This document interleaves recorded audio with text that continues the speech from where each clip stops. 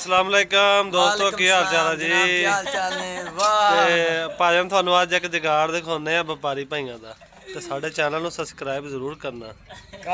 देखो जी आ गाय के सिंह किड़े किड़े सिंह आ एक सिंह देखो किड्डा वड्डा, ते आ इन्होंने वो एडा सिंह इन्होंने छोटा कर दिता। देखो किड्डा इधर वाला सिंह देखो तो इधर वाला देखो, तो थानू आ दिखाने हुणे ये भाई किवें करदा।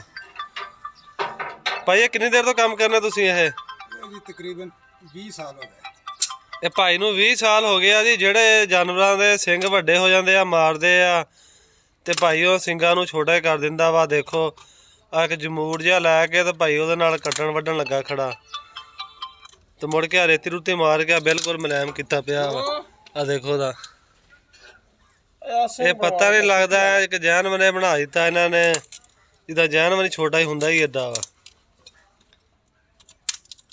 भाई ये किन्ने तुसी मजदूरी लेंदे आ? ये जी 400 रुपया एक जानवर दी मजदूरी है सिंगां दी। ये सिंग छोटे करन दी जी ये 400 रुपया भाई हुणी मजदूरी लेंदे आ, ते ये जानवर दा सिंग कर दिंदे छोटा। भाई थोड़ा नाम की आ? शफीक मेरा नाम, चट्ठा कलोनी दा रैशी। फोन नंबर अपना दसो। 0345 61 39 113। ठीक हो गया जी। ਤੇ ਇਹ ਤੁਸੀਂ ਕਿਸੇ ਦੋਸਤ ਨੇ ਸਿੰਘ ਛੋਟੇ ਕਰਵਾਉਣੇ ਹੋਣ, ਇਹ ਫੋਟਾਬਾਜ਼ ਦੇ ਭਾਈ ਰਹਿਣ ਵਾਲੇ ਚੱਠਾ ਕਲੋਨੀ ਦੇ, ਇਹਨਾਂ ਨਾਲ ਫੋਨ ਤੇ ਤੁਸੀਂ ਰਾਬਤਾ ਕਰ ਸਕਦੇ ਹੋ।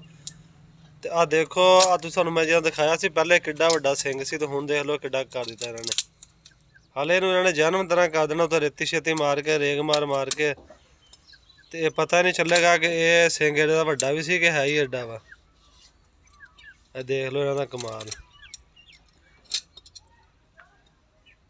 ये तुसी वाले रोने तब्दीली में तब्दीली नहीं तो हो रहे की है जी? क्यों भाई तुसी दसो? ऐसे ही है भाई जाने तब्दीली आई पई है। ओ चंगा भाई ने भाजी दी बंद बना ली, भाजी दी बाहर बेटी कहना